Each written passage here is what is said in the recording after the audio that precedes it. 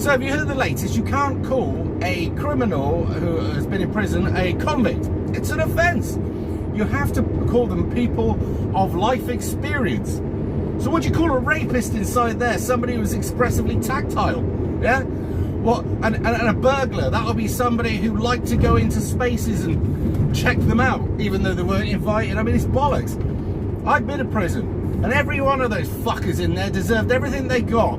And I was too. I was one of them. I was guilty. I deserved everything I got. Do you know what? I can never get over this, right? My particular offence back then, the way I dealt with my bipolar, which is no excuse, was when I just used to drink. I was a miserable fucking life at the time. No excuse, I drank and I just kept repeat offending. I didn't give a shit about the police. So eventually, after many chances I might add, the judge went, well, you're a bit of a prick, have some prison. But when you've been taken out of the car and you're over the limit and you admit to it, because how could you not? Right? I don't get it. They say, well, because you've admitted about your offence, you can have a third off. Well, that's very kind. I get 4 months now. So you get 4 months, you do 2 months.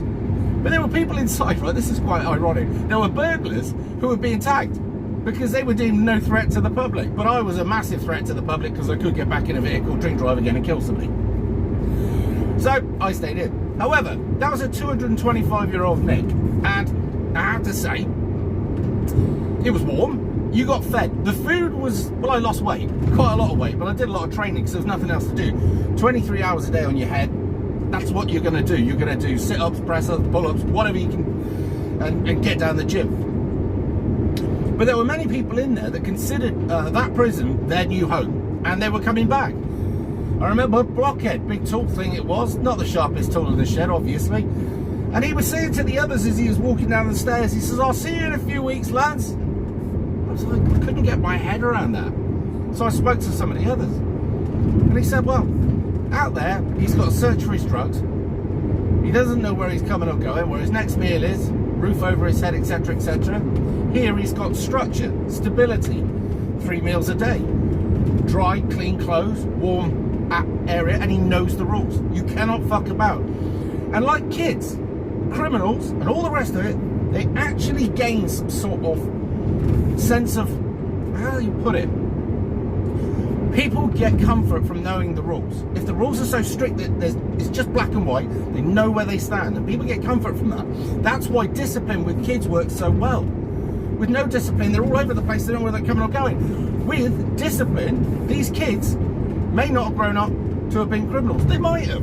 I mean, I had discipline and I was still a little twat, so it doesn't always work, but in many cases it could have done. But going back to the criminals, what I've noticed over recent years is we have a rising community within the criminal fraternity from Islam, okay, and people from overseas. Many Romanians, many Latvians, we've got, as I say, Islam's following from wherever country they hail.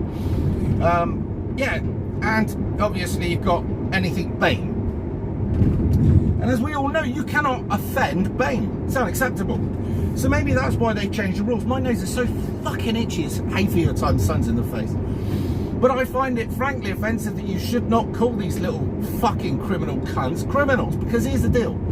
I don't give a fuck about their feelings, and they're in there to be punished. I felt that even though I was in one of the oldest nicks with very little going for it, and I mean very little, right, that I was nowhere near punished enough. Now you might think that's slightly masochistic, but I don't, because it's no threat to me now. Now I've been there and done it, I'm like, fuck it, I could do that again. Wouldn't want to. But the thing, if it was so miserable, it might be the one thing that stops me doing something to somebody when they've really got in my face. Whereas I think now, if I lost the plot, it's somebody, right? If, I say if, then I go to prison. And I could handle that. But if the prison was a lot tougher, where they took you out of work gangs during the day and made you build brick walls up on the moors or something like that, made you do work that you didn't want to do, I'm fucking sure these kids wouldn't want to reoffend, because it's now no longer the easy life. Kids nowadays got TVs, PlayStations and all other shit. They shouldn't have it. It should be fucking miserable. You know, and people go, well, they might commit suicide. Well, fucking let them. I don't give a fuck. Oh, it's somebody else's son. I don't care. Look at the misery that little prick's causing everybody. When I was there with people who were burgled fucking houses, there was no shame about it. They didn't give a fuck. And they were going to go back out and do exactly the same thing again. Now, many of these cunts had habits to feed. The guy that I was in with seemed a really nice guy. And he'd been a heroin addict for years and worked. But it got too bad. He'd started booting off the foil, which I believe they call chasing the dragon or something. I don't fucking know. What they got is tin foil, like a Kit Kat. They used to put it on there and put a lighter to it and inhale the...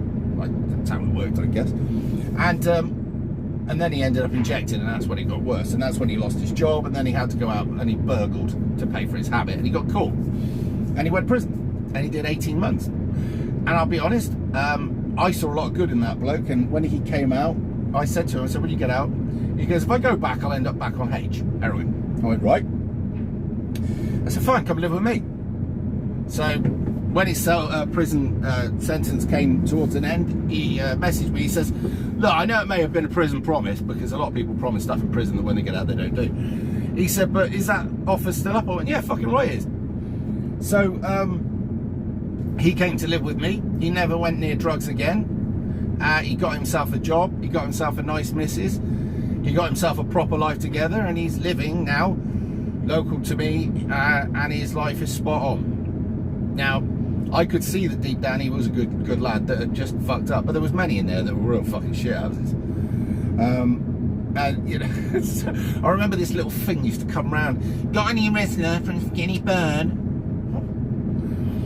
Anyway, kept coming around. He was always on a scab for something. I was like, fuck off.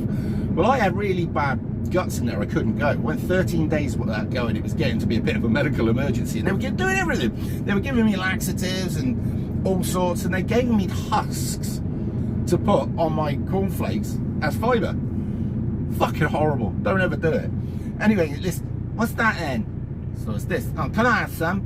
Yes, you can. I fucked his breakfast right up. But there it is. People are criminals. They deserve every fucking stigma. The whole point is, if there is no stigma and no misery implied after committing a crime, then people are more likely to commit crime.